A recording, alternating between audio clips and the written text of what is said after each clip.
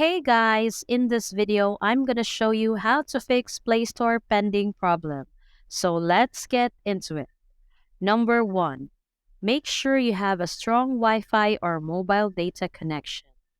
If you don't have access to Wi-Fi, make sure that you have a strong mobile data connection. Number 2. Check your storage space. If your device is low on space, it can stop apps from downloading and installing. Number 3. Restart your device.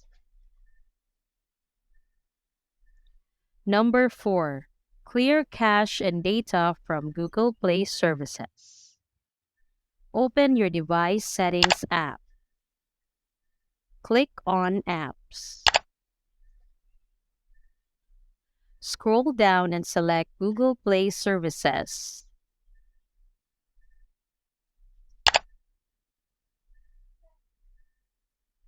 Tap Storage. Tap Clear Cache.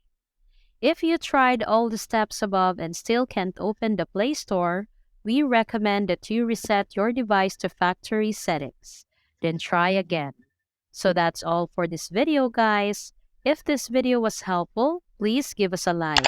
And don't forget to subscribe to our channel so you don't miss out our new uploads. Thanks for watching, and I will see you in the next one.